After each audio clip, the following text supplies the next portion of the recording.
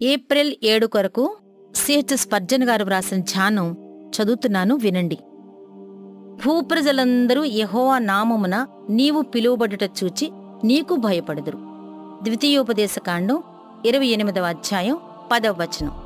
అలాగైతే ఇక శత్రువులకు మనం భయపడనవసరం లేదు. ఇలా చెప్పి ఊరుకుంటే అది మన ఆత్మీయ వెనకబాటుతనానికి, అల్ప విశ్వాసానికి కారణమవుతుంది. దేవుడెప్పుడైనా ఇలా అనుకుంటాడా? కాదు కదా. దేవుడు మనలను తనలా ఉండేటట్లు చెయ్యగలడు. ఆయన నామాన్ని మనం ధరించి ఉండటం, మనం నిజంగా యెహోవాకు చెందినవారిగా ఉండటం ప్రజలు గమనించేలా చేస్తాడు దేవుడు. దేవుడు మనకనుగ్రహించాలని ఎదురుచూస్తున్న ఈ గొప్ప కృపను మనం సంపాదించుకుందుముగాక. ఇది గుర్తుంచుకోండి, యథార్థవంతులైన పరిశుద్ధులంటే భక్తిహీనులకు చాలా భయం. పరిశుద్ధులను వాళ్ళు ద్వేషిస్తారు, అదే సమయంలో వాళ్ళంటే భయపడతారు కూడా. హామానుకు మొర్దెకై అంటే ఎంత భయమో చూడండి.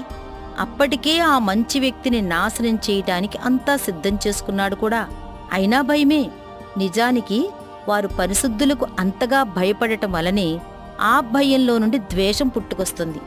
ఆ విషయాన్ని ఒప్పుకోవాలంటే వారి గర్వం వారికి అడ్డు వస్తుంది. ఏ మాత్రం భయానికి చోటివ్వకుండా సత్యాన్ని, యథార్థతను అనుసరిద్దాం. భయం అనేది మనకు కాదు, చెడు పనులు చేస్తూ సైన్యములకు అధిపతి అయిన యెహోవాకు వ్యతిరేకంగా యుద్ధం చేసేవారికే ఆ భయం ఉంటుంది. నిత్యుడైన దేవుని నామం మనకు పెట్టబడితే మనం భద్రంగా ఉంటాం. ఒక రోమీయుడు రొమానస్ సమ్ అని చెబుతాడట. అలా చెప్పేవాని ధైర్యం ఏమిటంటే, నేను రోమ్కు చెందినవాణ్ణి కనుక ఈ రోమా సామ్రాజ్యంలో ఉన్న సైన్యమంతా నన్ను కాపాడటానికి వస్తారు అని.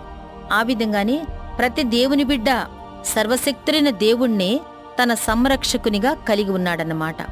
దేవుడు పరలోకంలో ఉన్న దూతలందర్నీ విడిచిపెట్టడానికైనా ఇష్టపడతాడు, కాని తనలో విశ్వాసం ఉంచిన పరిశుద్ధులలో ఒక్కని కూడా విడిచిపెట్టడు. కాబట్టి సింహం కంటే నువ్వు ధైర్యంగా ఉండాలి, ఎందుకంటే దేవుడు నీతో ఉన్నాడు.